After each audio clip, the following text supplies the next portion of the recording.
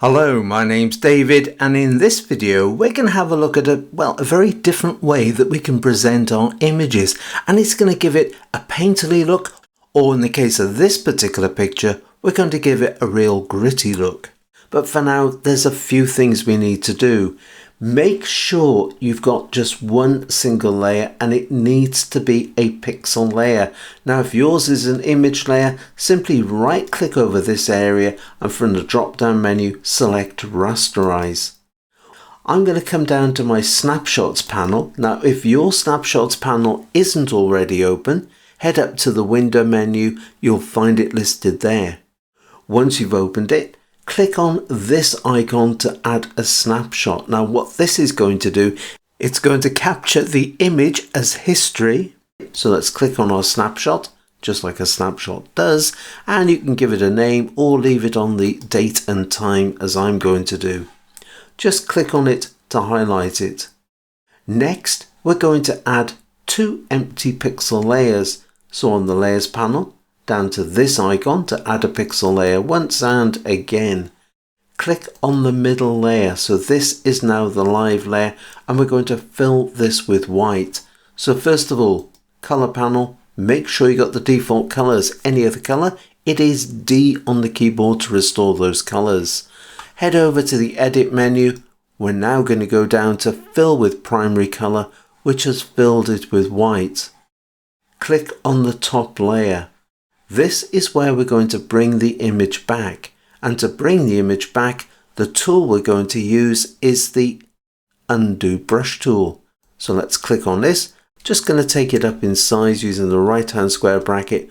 When I bring it over, there it is. You can see the image underneath. So in other words, what we're doing is the undo brush is bringing back our snapshot, our history. Now that is a bit of a no-go as far as the brush is concerned, because we want to have something a little bit more artistic, so to speak. Experiment. Now this will depend on the style of the image you have selected. I will show you a different image just a little bit later, but experiment. Acrylics are really good. Dry media, fantastic. As is the oils, probably one of my favorites there. And you've got these watercolors, amazing. Give that one a try. But I'm going to go for this particular image, I'm going to go with texture, because this is all about nitty-gritty mud and all the rest of it. Let's scroll up towards the top. There's one brush in particular I am after. It is this one. Let's bring it out. Now because we got all these trees, these bushes in the background, that's what I'm after. Taking it up, it's now quite large. It's over 500 pixels in size. Let's click down. Let's just go quickly over the image. I'm going to do a very quick job with this, like that, down and around over this area. You don't have to cover the entire page as such, the entire white area. In fact, I'm just going to go over it like that. That'll do. Right, let's click on this brush. Let's give this one a try. Taking it up in size, right hand square bracket again. Yeah, that works well with the trees, the bushes. Just coming down and around here over that area. It is a hill climb event. It is at muddy slopes, as we can see. You have to go between these gates. It is a lot of fun. This guy here, he's shifting his weight around to try and give more traction to the cars. You can see the tires are right down low. No, he hasn't got a puncture. It is deliberate, just to give extra grip. Let's change the brush again. This one, once again, inspired by those trees, those bushes in the background. And there it is. Trees sprouting up. Around we come into this region here, just coming over the edge like that. I know there's no trees here, but there are branches on the ground. Round we go up over gate number 6. And there it is. That'll do for the moment. Just experiment with the brushes. It's all about having a little bit of fun. It's all about experimenting, just filling in some of these little bits and pieces. That will do for the moment. This area here, I just love the way that the mud is shooting up. There's a brush as well that I've always wanted to use. Finally found a use for it. But before we do that, I'm going to add another pixel layer, because we're going to put this brush on its own layer. Let's go back to the brush panel. I'm going to select splatter.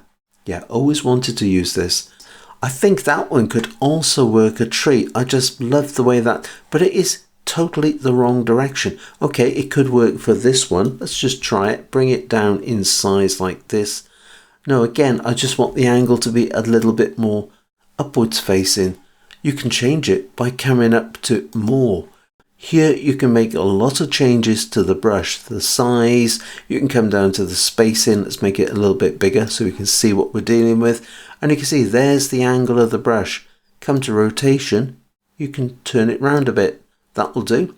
Let's just take the spacing back like this and clicking close, bringing it out over this wheel, just taking it up in size like this. Let's click down there.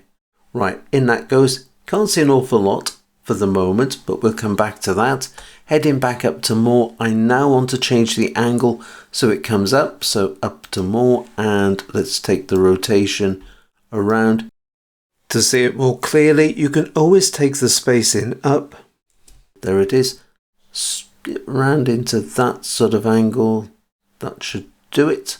Just dropping the spacing back, because with this I'm going to come over this wheel. Let's take it right up in size like this. Yeah, that looks pretty good. Clicking down once there, coming over, just dropping it down a little bit in size and clicking on this wheel here. And there it is. And you're thinking, where? I'm going to press H on the keyboard to give me the hand tool in case I click down again.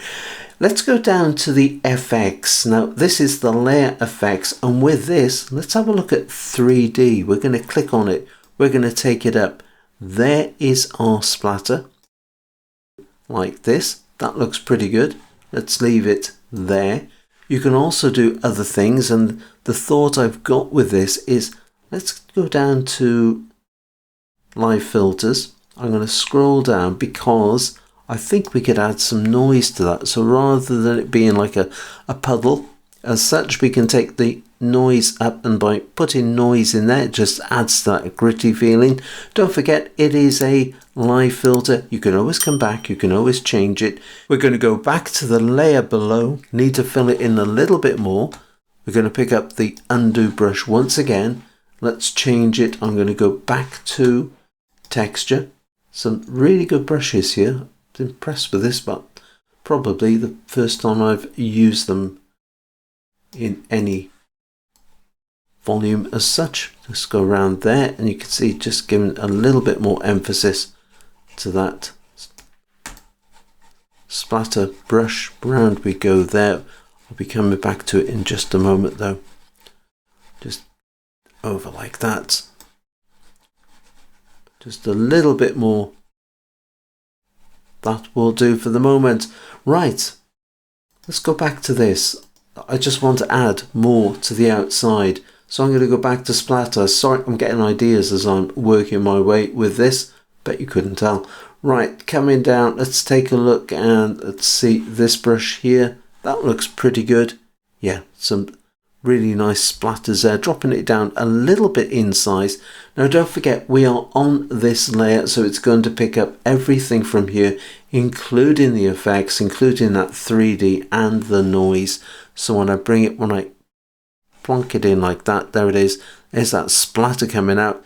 That looks really good. It's got the 3D effect and it's got the noise with it as well. Right, next, the background.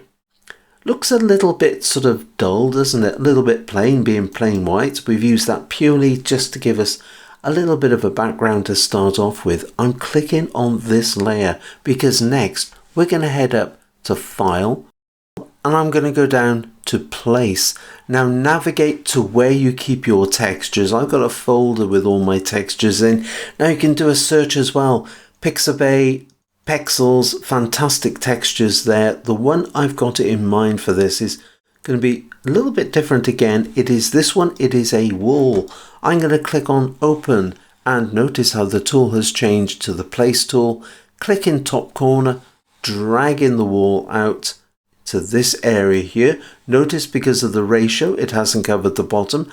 Not a problem. There's a grab handle. You can pull that down. Looking pretty good like that. And there it is. Perhaps just click in here. What have I got? I've got splatter, changing it to texture. I'm just going to just scroll right to the top. It was. Let's have a look at this one. Make sure you've got the undo brush, and there it is. A very different brush, isn't it? But it works a treat, and we can get some really nice effects with this. Just a bit more. This brush is different again. Bit of a splatter look to that as well. Right, just round here, just to fill in those little bits. And that all important gate 6 that needed a bit more room. There, right, there's one image. Let's zoom in, Command 1, Control 1. You can see that does a really nice effect. Just pressing the spacebar to give me the hand tool as we move our way around. Really like that. As I said, a very different way to present our images. Let's take a look at this one. Again, I've done this one a little bit more as a traditional sort of paint effect. Zooming in, Command 1, Control 1. You can see I've used a canvas background. I've used the oil paint and the watercolor on the base, oil paint on the top for the brush strokes, as we can see here. But there it is. So you can choose the sort of brushes that you want for your style of image, but go on, give it a try. I hope you've enjoyed the video. Give it the thumbs up if you have. Don't forget to subscribe, plenty more videos to come. Click that little bell icon and you'll receive a notification every time a new video is posted. But until the next time, it is happy imaging and take care.